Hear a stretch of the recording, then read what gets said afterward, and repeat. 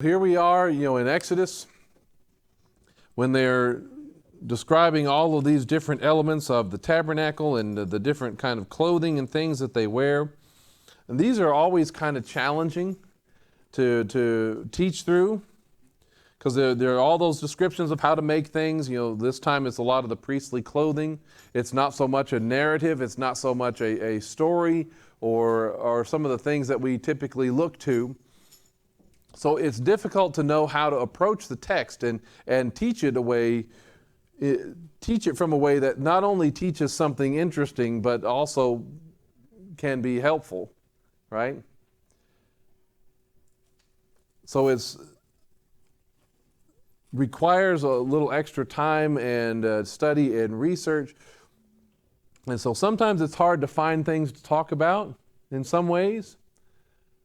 But in other ways, sometimes it's hard to know what not to talk about, because there are so many different elements, so many different individual moments and places and pieces that there is so much that you could talk about. So it is challenging. If you remember from last week's Torah portion, that God's goal in doing the tabernacle, God's goal in all of this, was to dwell with His people. That He is creating essentially a throne room and a banquet room from which He can meet His subjects, issue His decrees, and have a table fellowship with them. He is creating this protocol for the people to appear before Him. So in this Torah portion, the goal is still very much the same. He wants to meet with His people and communicate with them. It says in Exodus 29, it says, "There I will meet with you to speak with you there. I will meet with Bnei Israel there, so it will be sanctified by my glory, by His presence. And so I will sanctify the tent of meeting and the altar. I will also sanctify Aaron and his sons to minister to me as Kohanim, as priests. And so I will dwell among Bnei Israel and be their God." And everything that we read about in this Torah portion, in this section of Torah portions, is to further this goal. As you go through and you read about the oil for the lampstand, that starts this portion. That's a part of furthering this goal. So is the how to care for that flame. So do the garments of the high priest. All of that goes toward that goal. So does their consecration. So does the offerings that they make. We may not always understand how these things further that goal. We may not understand the importance or the significance or the meaning of each of the subjects. But the reality is they clearly matter to God in ways that we may not fully ever comprehend. They matter to Him, all because He wants to meet with and speak with His people. That is His goal. So I'm going to take you through some of the areas of study that I've tried to go through this week, things that maybe struck me in different ways, things that find some parallel in the apostolic writings. And in some respects, the first thing we look at is some of the priestly clothing, the high priest's outfit. He says, "Bring your brother Aaron near with his sons from among Bnei Israel, so that they may minister to me as Kohanim, Aaron and his sons, Nadab and Abihu, Eleazar and Ithamar." And we talked about this already. Holy means set apart. Holy, to make something holy, they are to make him stand out a little bit. So these are not clothes that just anybody and everybody is supposed to have their own pair of. This is not something that you should be able to go down to the local store and find the exact same outfit that person was wearing, and you can purchase your own. You should never show up to a party with the same outfit on as somebody else, as the high priest. Only one guy is supposed to have this. They designate a certain person. The priest's outfits in general, they designate categories of people. certain uniforms grant certain access or allow you to do certain things. And when you think about that, he sets them apart. He gives them a certain uniform, a certain clothing to do these certain tasks. What does that say about him? About the one who is designating that these clothes to be worn. Is access to the king just a free-for-all, where it's just a mob of anybody and everybody that just kind of pushes and shoves into his presence? Is that the way it's supposed to work when we're coming before the king? Is it just supposed to be a mass rush of everybody, kind of like at a concert, a big mosh pit down in front of the stage? Is that what God is looking for in worship? Or is there a certain protocol to follow? Is access controlled and supposed to be orderly? Yes, it's supposed to be orderly. God is a God of order, not chaos. He is not the author of confusion. Access to Him and worship of Him is not supposed to be just that mass and that rush of humanity shoving their way into His presence. There's supposed to be a protocol, a decorum, a dignity that is supposed to be maintained. And perhaps one of the ways that I was looking at the parallels to these things in the New Testament, maybe that's one of the reasons why Paul talked about restrictions on things. When you get into the synagogue, when you get into the fellowship and the community of believers, he puts restrictions on things that we still argue and fuss about and have difficulty understanding even today, things like speaking in tongues or prophecy whenever we gather together, right? Isn't that a challenge in a lot of places? He says in 1 Corinthians, so if Messiah's whole community comes together, again, that's what's happening. We're supposed to be coming together, and everyone speaks in tongues, and uninstructed or unbelieving people come in, won't they say that you're crazy? Right? Are they going to understand what's going on if everything is just kind of a mass or thrown together, or there is no semblance of what's happening? They're going to not understand what's happening. He goes on in verse 26, he says, what is it then, brothers and sisters, whenever you come together, each one has a psalm, a teaching, a revelation, a tongue, an interpretation. Let all things be done for edification. These are all things that are supposed to grow and strengthen and build up the body. And if someone speaks in a tongue, let it be by two or at most three, and each in turn, so one at a time, right? And let one interpret.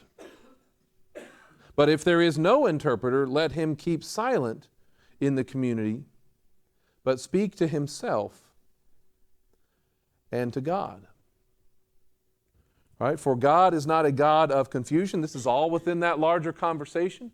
He is but of shalom, of peace, as in all the communities of the saints, of the kedoshim. He says in verse 40, but let everything be done decently and in order. I'm bringing this up not to really talk about tongues or that issue, but to point out that even when we're not in the temple, because we're not, God wants there to be a structure. He wants there to be an order to what God's people are doing when they meet together. And it's not supposed to be just kind of I have no idea what's going on. We're just kind of letting it flow, and wherever it goes, whatever. Worship has never has been anything goes or do whatever you want. And Paul really learned this because he knows the Torah. Because he knows how God does everything intentionally, deliberately. He wants to not make everything a rush. He does want things to slow down sometimes in our approach with Him. He doesn't want us to just go through the motion. He doesn't want us to get in and out like we're at the drive-through, right? We appreciate the drive-through. We appreciate Chick-fil-A or some of these other places when we can pull in, make our order, pay, and get done in less than 5 minutes, right? There are people that treat God that way. I want to pull into our service.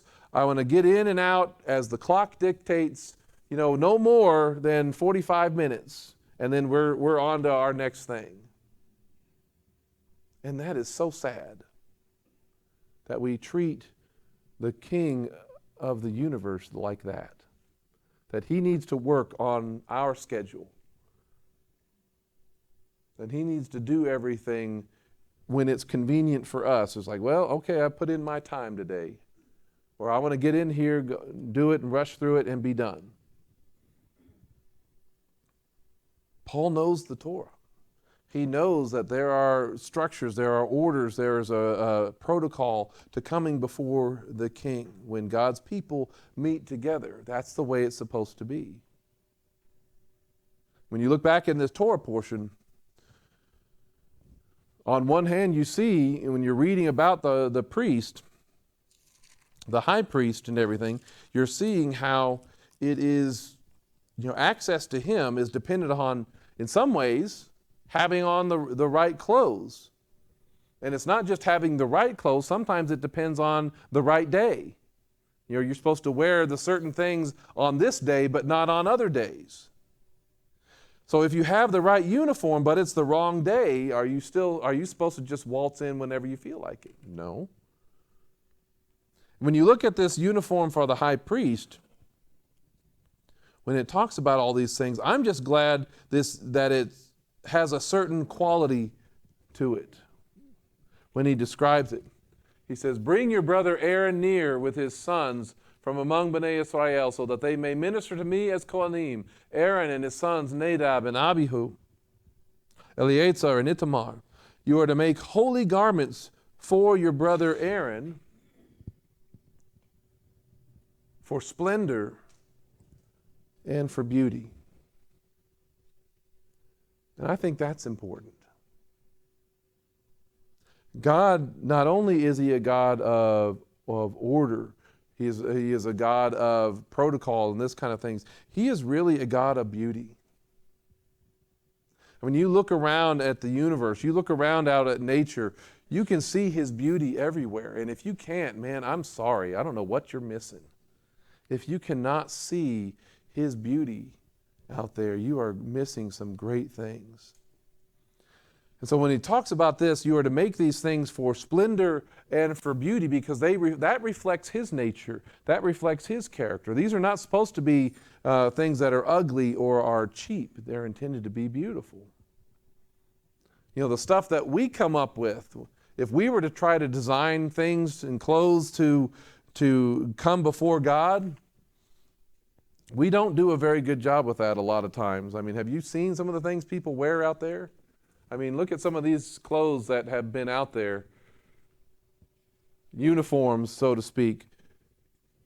One of these groups is supposed to be working at the Vatican, and I can't always tell which. One of them is like Burger King, and one of them is the Vatican, and they both look kind of not that great.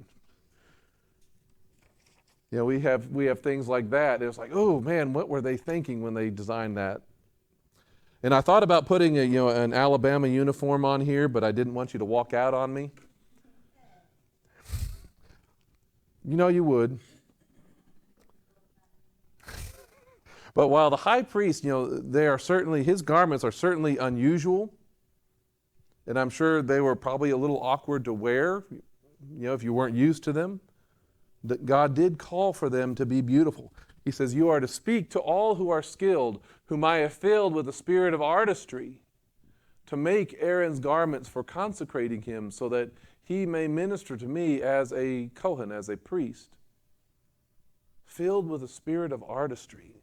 That's the kind of work that they were putting in to these clothes, to this uniform for the high priest. These are the garments they are to make: a breastplate, an ephod, a robe, a tunic of checkered work, a turban, and a sash. They are to make holy garments for your brother Aaron and his sons, so that he may minister to me as a Kohen. Y'all have probably seen all these sorts of different pictures, different renditions of what these things are supposed to look like. The synagogue down in Knoxville, the rabbi there has a rendition of it that we had at our congregation a few years ago when we made a Jerusalem Marketplace Vacation Bible School. He let us borrow that for a time. So these are supposed to be almost artistic type of works. He is a God of beauty. Ugliness is not really his nature. We make things ugly. We take beautiful things and we corrupt them. That's so much of our nature. Much of modern art is like that. And I won't torment you with modern art up here, but maybe splattered paint on a wall is your thing. Maybe you like a banana taped on the wall with duct tape, and you want to call that art and sell it for a few $100,000, which has happened. We take things that are beautiful and make them ugly. There was an incident back in 2010. They had a famous fresco of Jesus that was supposed to be made in the 1800s by a Spanish painter, Elias Garcia Martinez.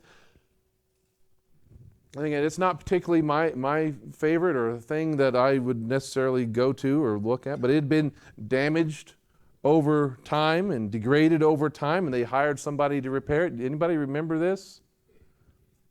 It was one of the most notorious examples of what not to do when trying to restore ancient art, because they brought in somebody that wasn't as good as this person.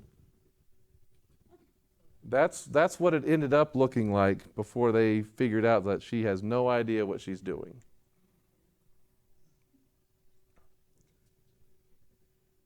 I mean, when you comparatively, this is the kind of stuff, the beauty of things that God would like to do, and this is the best efforts that we could usually make up.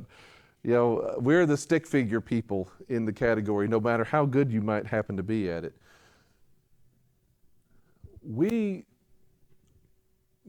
Something beautiful doesn't necessarily happen by our thought and our design, but the Father gives these special clothes to those who are to serve him. And the closer that we are to come into his presence, the closer we get to him, the more elaborate, the more beautiful, the more different from our everyday experience it's supposed to be. When it talks about those descriptions about the high priest's outfit, we've talked about the colors before, right? Blue, purple, and scarlet, or reddish color. Blue is symbolic of what? Of the heavens, right? Blue is symbolic of the heavens. Red is symbolic of the earth, right? Of humanity. And you mix those two together and you get what? You get the purple, right? So much of the tabernacle is a picture of the goal, where heaven, the blue, meets the earth, the red, and it mixes together, it comes together as the purple. Many of the high priest's clothes are that same kind of mixture, while at the same time, like the robe of the ephod is entirely supposed to be blue, right? So these colors even have symbolism. If he is entering, it's as if he is entering into the heavens, where the only thing that has the purple is on this blue ephod, the blue robe, is down here at the bottom where it's closest to the earth, where they have the bells and the pomegranates and those types of things. That's the only thing that has a mixture on that. And I mention all of that, just this element about the robe, and again, the clothing of the high priest. There's so much that we could talk about. But I'm talking about this to say that many times in the New Testament, we are told, things like, don't worry about what you will eat or drink or what you are going to wear, right? Your Heavenly Father knows all of these things.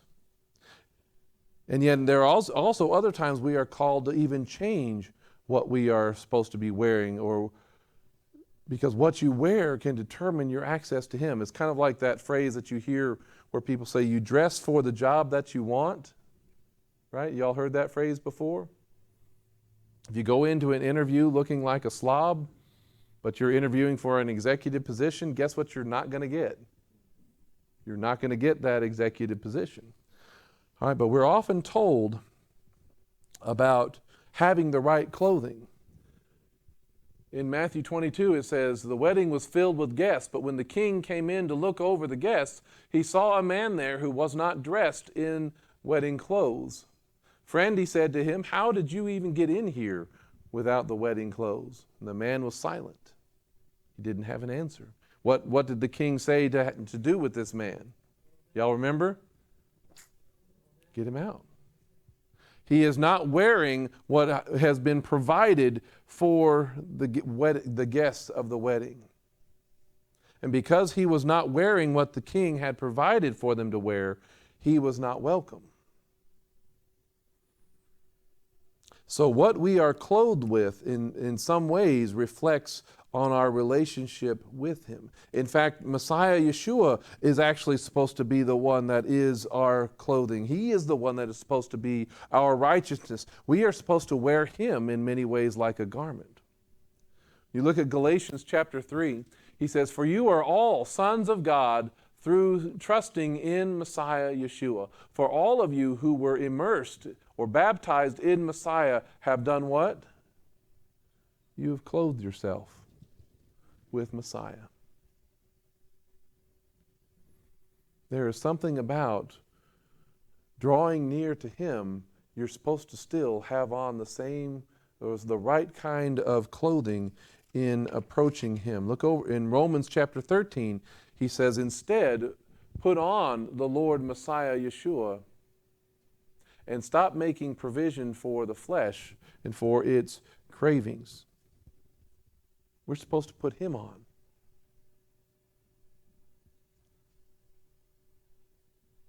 What we are wearing in that sense is a reflection. It actually even helps us in our battle against our flesh and our desires. Can you tell, not all the time, right? It's not always a thing, but can you tell sometimes where someone is just by how they have adorned themselves or dressed themselves or conducted themselves in their behavior, in their appearance? Can you? Can you tell when somebody has their life together or when they're walking with the Lord? Have you known people? And you can contrast, and I know they're having a hard time. I know they're struggling because their appearance may change. Now, is that universal? Is that always the case? Can people hide behind looking nice and dressing nice? Oh, yes, they can. They sure can. They can hide a lot of things by dressing up and looking nice. But we are supposed to consider that whenever we go out into the world, we put on Messiah Yeshua. It's like not wanting to forget your coat when you're out when it's cold. You want to make sure you put him on. These are the types of clothing that we're supposed to put on or take off in some cases. Colossians chapter 3 says, after all, you have taken off the old self with its practices. Right? Who we were, our old nature, our fleshly nature, we're not supposed to go out in public with that. And you have put on the new self that is being renewed in knowledge according to the image of the one who created him. So when we go out in public, who are we supposed to remind people of? Who are we supposed to look like? Who are they supposed to think of when they see us? Yeah, we're supposed to think of him. If you were to see somebody walking down the streets in that blue ephod with the turban and stuff like that, would you know exactly who he is or what he was supposed to be? Yeah, you'd have a pretty good indication. You'd probably think, you're a nut, what are you doing out here? But you would know there was something different about this person. They have a different agenda walking around out here than I do. Sometimes our clothing can show whether we are awake or asleep.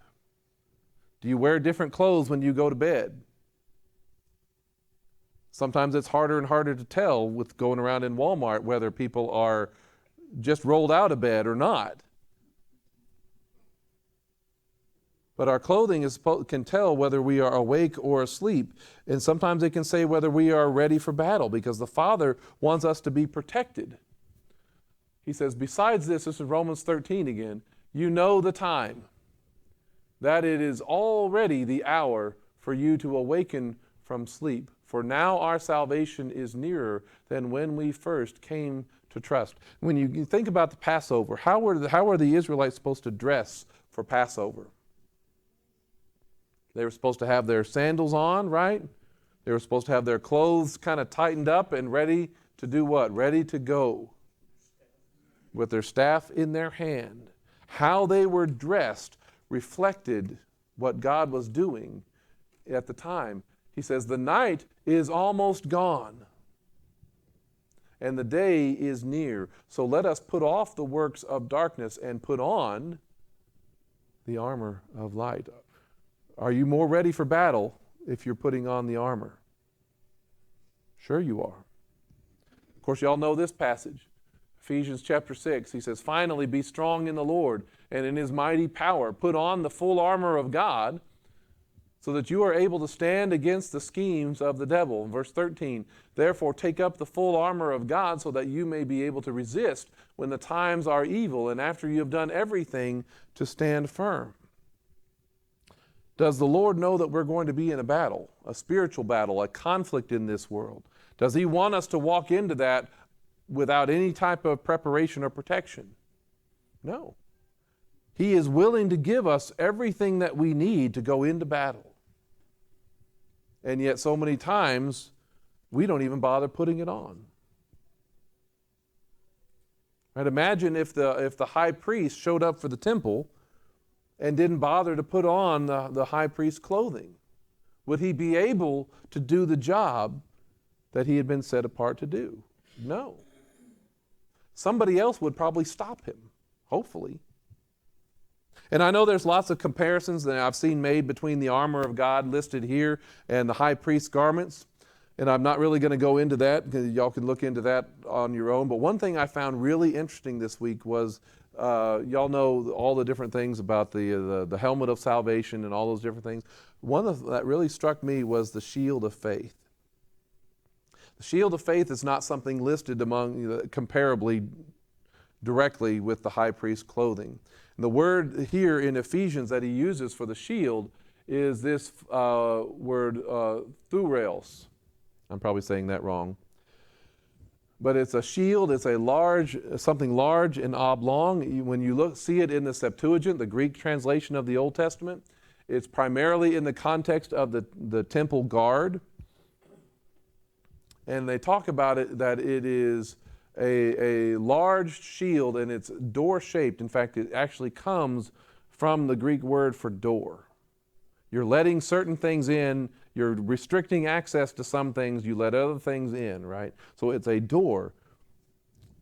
And when you look at it in the Strong's, it specifically says a four-cornered shield. You know, these are the types of things that you would see the Romans have, a four-cornered type of shield. When you look at the Torah scrolls that are out there, y'all see this here? The larger ones will have bigger ones. You know what these are called? They're called a shield.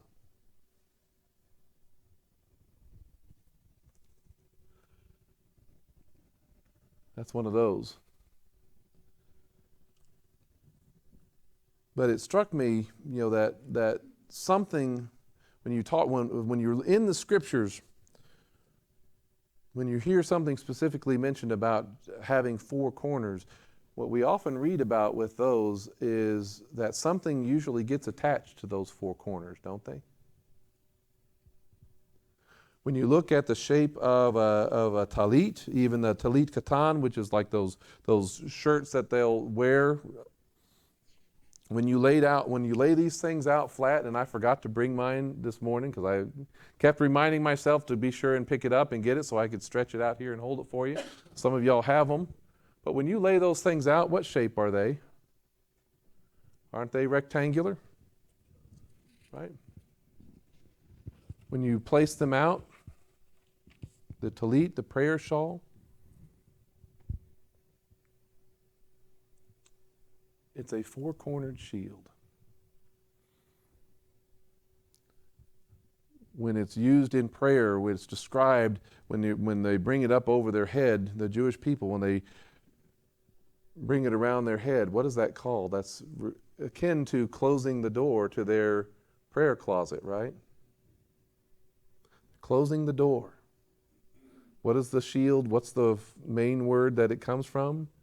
It's door. So these talits can, in many ways, be connected to the shield of faith. And I had never really made that connection before. And what is the shield of faith for? He says, above all, take up the shield of faith with which you will be able to extinguish all the flaming arrows of the evil one. It's like you are being protected underneath this shield. And what's interesting, this word here for extinguish, when you're extinguishing all the flaming arrows of the evil one, when you look at that same word in the Septuagint, it's used in Leviticus chapter 6 about the fire on the altar. It says the fire on the altar is to be kept burning on it. It must not go out. Each morning the Kohen is to burn wood on it, laying the burnt offering in order upon it, and burning up as smoke the fat of the fellowship offerings.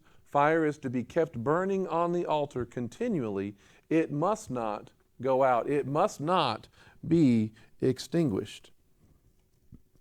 And again, I hope this doesn't seem like too much of stream of consciousness thinking here. This is where my mind has been going this week.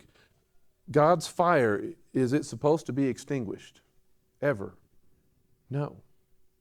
His fire is supposed to be maintained. There's a directive, there's an order, there's instructions on how to do that, to keep it going. While on the other hand, the flames and the fire of the enemy, what's supposed to happen to that fire?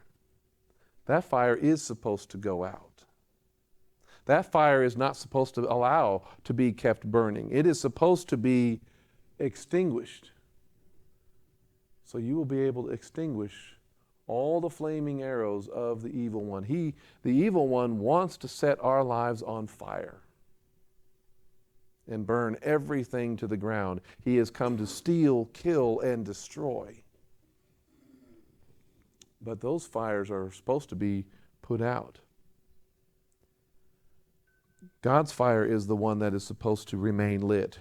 The arrows of the evil one are not. Satan's fire goes out. It's supposed to, by the shield, by the protection, by the armor that God provides for us. It goes out and then he remains in darkness while we are supposed to have God's fire that is still going, still being maintained, and so that we have the light of God. That light is never supposed to go out. And you speak of the light, that's how the light in the menorah is supposed to be treated as well. From Exodus 27, it says, also you are to command Bnei Israel that they are to bring to you pure olive oil beaten for the light, to cause a lamp to burn continually. It's not a pleasant process to get the oil out of the olives. And yet, it brings light. It says, in the tent of meeting outside the curtain, which is before the testimony, Aaron and his sons will set in order, again, there's that whole concept again, to burn from evening to morning before Adonai. It will be a statute forever throughout their generations on behalf of Bnei Israel. The light of the menorah is never supposed to go out either. It is supposed to be tended. The oil is supposed to be refreshed from morning to evening. It's always supposed to have a light on. That which lights the way to the presence of God is never supposed to go out. Yeshua, the way, the truth, and the light leads us to the Father. He is the one who is called the light of the world. He calls us the light of the world in some strange way. And it's when we put on Yeshua, when we put on Him, our Messiah, That's the kind of light that we are supposed to be shining. In our light, we're supposed to, he calls us the light of the world. Are we supposed to hide that light? Or are we supposed to let it shine? It's not supposed to be hidden. It's supposed to be set up on its lampstand. We ourselves are not the light. He is. We are to reflect His glory at all times. We testify to the light just like John the Immerser did, John the Baptist did in John chapter 1. Talking about Yeshua, it says, in Him was life, and the life was the light of men. The light shines in the darkness, and the darkness has not overpowered it. This light is supposed to stay on continually. This one is supposed to be extinguished, the darkness. And there came a man sent from God whose name was John. He came as a witness to testify about the light, so that through him everyone might believe. He was not the light, but he came to bear witness concerning the light. The true light coming into the world gives light to every man. We've been given the same task: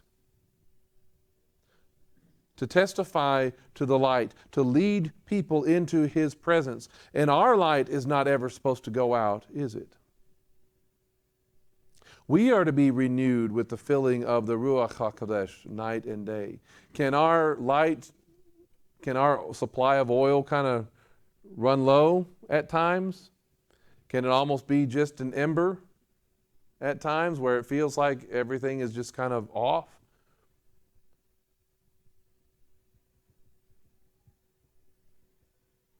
And yet, one of the things that Paul says in Timothy is to fan into flame the gift of God. Even if the embers are down low, can you still get a fire going from that? Yes, you can.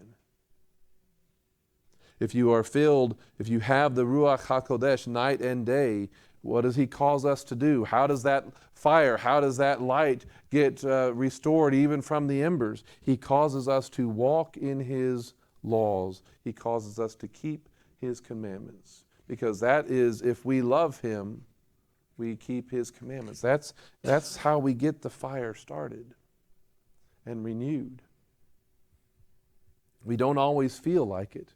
It may still feel like we're a little bit cold and the fire's not hot and roaring, but that's how we get it going again. And speaking of evening and morning, and that nature of this effort, something else stands out when we look at the Targum, those Aramaic translations. Hopefully you'll remember when we talk about the Targums that it often refers to the Word, right? Y'all remember that? How the Word represents God Himself and often represents the presence of God, which John himself refers to in John chapter 1 about the Word being with God and the Word was God and how the Word became flesh. Well, there's something interesting in the Targum from Exodus 29 in talking about the morning and evening sacrifices. And so this is more of a King James kind of language, so just bear with me a little bit. It says, "This is the oblation which thou shalt perform upon the altar. 2 lambs of 1 year daily evermore. The one lamb thou shalt perform in the morning, and the second lamb thou shalt perform between the evenings, and the 10th of flour mingled with oil of olives, beaten with the 4th of a hinna, and the libation of a 4th of a hinna for the one lamb. And the second lamb thou shalt perform between the evenings. It shall be as the mincha of the morning, and as the libation thou shalt do it, to be received with acceptance and oblation before the Lord, a perpetual holocaust for your generations, a burnt offering, in other words, completely consumed, at the door of the tabernacle of ordinance before the Lord, where I will appoint my word to meet with thee there, to speak with thee there. And there I will appoint my word to meet with the sons of Israel, and I will be sanctified in their rulers for my glory. And I will sanctify the tabernacle of ordinance and the altar, and Aaron and his sons will I sanctify to minister before me. And my Shekinah, my glory, my presence, shall dwell in the midst of the sons of Israel, and I will be their God, and the sons of Israel shall know that I am their God, who led them out free from the land of Mitzrayim, to make my Shekinah dwell among them. I am the Lord their God." What's really interesting about that, the Word meets with them at those times of offering. The Word who was with God, the Word who was God, and the Word who was with him from the beginning. The Word meets with his people at the tabernacle or at the temple when those offerings are brought and that proper protocol is kept as part of the daily sacrifice. Y'all with me? Following on that so far? What's really interesting then, it's no wonder then that one of the goals of the Antichrist is to do what? He wants to put a stop to what? The morning and the evening sacrifice. That's what Daniel talks about. And if he was able to accomplish that, he would essentially be stopping the Word from meeting with Israel. Daniel 11, he says, his forces will rise up and profane the fortified temple. They will stop the daily offering and set up the abomination of desolation. And with smooth words, he will seduce those who act wickedly against the covenant. But the people who know their God will stand strong and prevail. In this desire from the Antichrist, from the enemy, to stop the morning and evening sacrifices, he is really hoping to stop. His intention is to stop the coming of Messiah to meet with his people. The first coming of Yeshua is like unto the morning service, the morning sacrifice. And the enemy tried to stop it, right?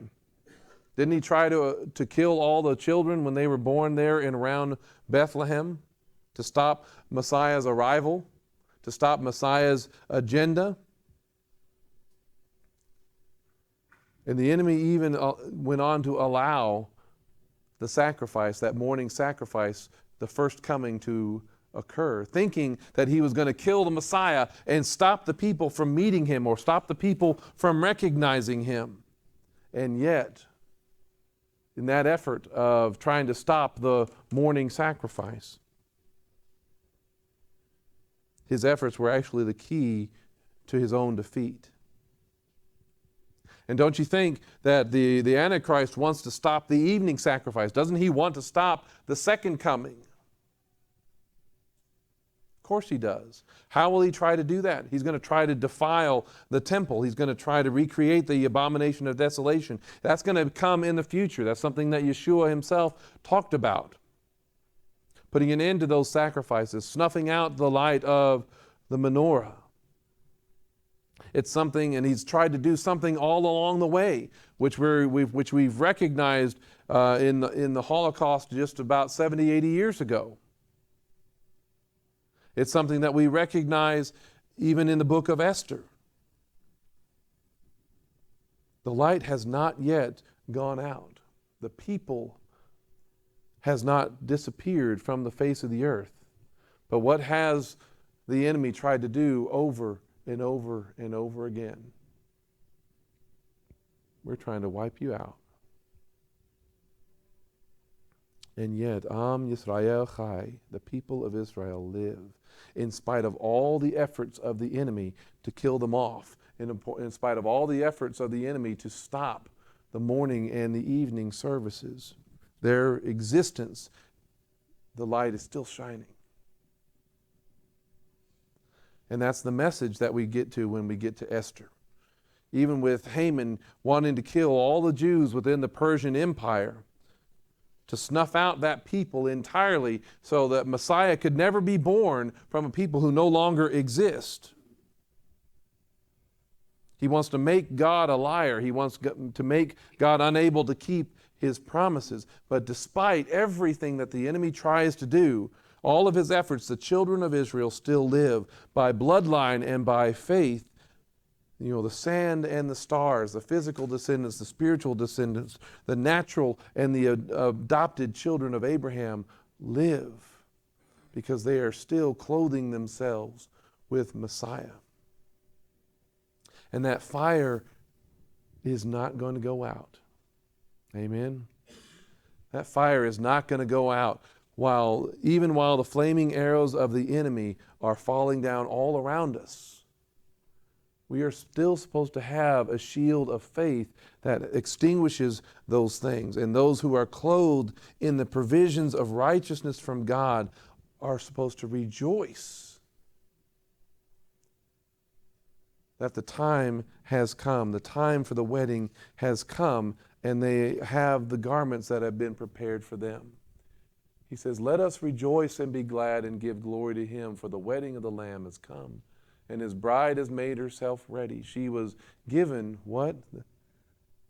Fine linen to wear, bright and clean. For the fine linen is the righteous deeds of the kedoshim, of the saints. Even in that future,